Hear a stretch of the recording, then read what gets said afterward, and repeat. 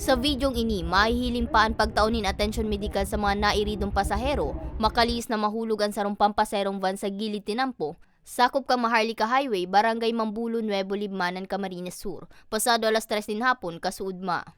Sigun kay Ruben Lumabi Jr., pamayo ka Municipal Disaster Risk Reduction and Management Office, 13 katawan lunad kan van na interong lugadan kabali na ang driver. Sa impormasyon, gikan naga pasiring kutang libmanan anasambit na bigikulo. Posible man subot na nakamati ning pirot ang 61 anyos na driver kan van na posibleng rason ka nangyaring insidente. Dugang pa kang MDRRMO, accident-prone area man ang lugar. Yung mga bystander naman po is bago po kami nakapunta doon sa area is tumulong na din po ilabas yung mga pasyente, yung mga pasahero dahil may namoy daw po silang gasolina na possible na kung sakali sumabog, kaya po nailabas na po ng mga bystander yung mga pasahero.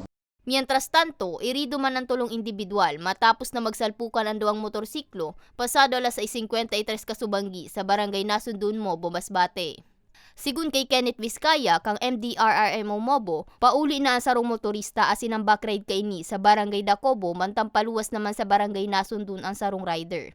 Pag-abot sa lugar kang insidente, nabangga ka motorista na pasiring sa Barangay Dacobo ang nasa inutang kaining tricycle.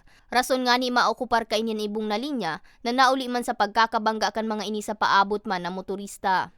Kung lasing po, huwag na siguro mag-drive. Mas mabuti pa siguro huminto na lang sa kalsada kung talagang lasing na din magpahinga. O kung sakaling maka-recover na sa pagkakalasing, pwede naman po mag-drive.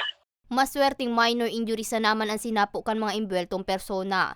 Nangunyan ang nagpaparahay-rahay na sa saindang mga residensya. Para sa mga baretang tatak Bicol, May Arango.